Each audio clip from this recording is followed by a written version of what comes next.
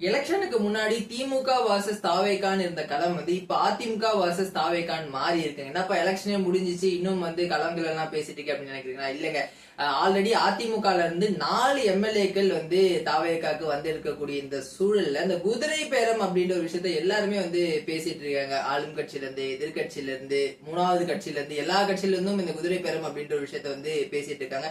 நீங்க தமிழக அரசியல் வரலாற்றுல எடுத்து பாத்தீங்க அப்படின்னா இந்த ஒரு வேர்டு அடிக்கடி யூஸ் பண்ணுவாங்க, குதிரை பேரம் அப்படின்றது. அதாவது வேற ஒரு கட்சியில இருக்கக்கூடிய ஒரு பர்சனை விலைக்கு வாங்காது, அந்த அதுக்கான ஒரு டேர்ம் தான் இந்த குதிரை பேரம். இதுக்கு முன்னாடி அரசியல்ல பல நிகழ்வுகள் நடந்திருக்கு. குறிப்பா தேமுதிக இருந்து 10 எம்எல்ஏக்கள் அதிமுக ஜாயின் பண்ண விஷயமா இருக்கட்டும், அதிமுக இருந்து நிறைய எக்ஸ் மினிஸ்டர்ஸ் அந்த காலத்துல ஜெயலலிதா அவர்கள் இறந்த பிறகு திமுக ஜாயின் பண்ண விஷயமா இருக்கட்டும், சமீபத்துல கூட திரு ஓபிஎஸ் அவர்கள் ஜாயின் பண்ண விஷயமா இருக்கட்டும், இது எல்லாமே இந்த அரசியல்ல குதிரை பேரம் அப்படின்ற அந்த டேர்முக்குள்ளதான் அடங்கும். சரி, இப்ப நடக்கக்கூடிய இந்த குதிரை பேரம் கரெக்டா தப்பா அப்படின்னு நம்ம பார்த்தோம் அப்படின்னா, பொதுமக்கள் பாயிண்ட் ஆஃப் வியூல நீங்க பாத்தீங்க அப்படின்னா, ஒரு கட்சி அந்த சட்டமன்ற உறுப்பினர்கள் அந்த மக்கள் ஒரு கட்சிக்கு ஆதரவு தெரிவிச்சு அந்த எம்எல்ஏக்கு ஓட்டு போட்டிருக்காங்க. அதாவது அதிமுக சின்னத்துல இரட்டை இலை சின்னத்துல ஓட்டு போட்டிருக்காங்க அப்படின்னும் போது அவங்க அங்கிருந்து ரிசைன் பண்ணிட்டு தாவேகால இணையத்து எந்த வகையில ஜனநாயக முறைப்படி கரெக்ட்னு எனக்கு தெரியல. ஏன்னா தாவேகா வேணாம் அப்படின்றதுனால தான் அங்க அதிமுக ஓட்டு போட்டிருக்காங்க அப்படின்னும் போது நீங்க அந்த கட்சியில இருந்து ரிசைன் பண்ணிட்டு திரும்ப தாவேகாக்க வரது அப்படின்றது எந்த வகையில கரெக்ட் அப்படின்னு தெரியல.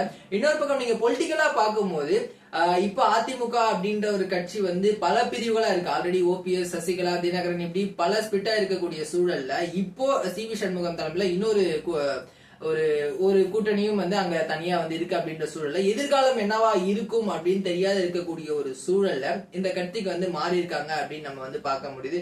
கூடிய விரைவில் இந்த 5 தொகுதிகளுக்கும், அதாவது திருச்சி கிழக்கு உட்பட 5 தொகுதிகளுக்கும் இடைத்தேர்தல் வரப்போகுது. அந்த இடைத்தேர்தலில் இதே வேட்பாளர்கள் விசில் சின்னத்துல நிக்க போறாங்களா அப்படின்ற ஒரு கேள்வி இருக்கு இல்லையா? இதே கேள்வியதான் அமைச்சர் செங்கோட்டையிட்ட பிரஸ் கேட்கறாங்க. அதுக்கு அவர் சிம்பிளா காலம் பதில் சொல்லுங்க அப்படின்ட்டு சொல்லிட்டு போயிட்டாரு.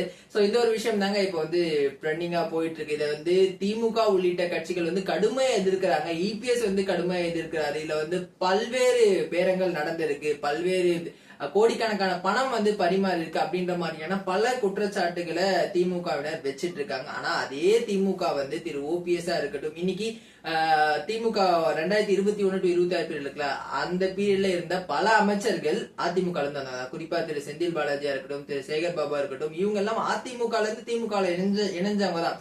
சோ அப்ப நீங்க இதை தப்பு அப்படின்னு சொன்னீங்கன்னா ஆல்ரெடி உங்க ஆட்சியில நீங்க அதை பண்ணிருக்கீங்க அப்படின்னும் போது அது எந்த வகையில கரெக்ட் அப்படின்றது தெரியல.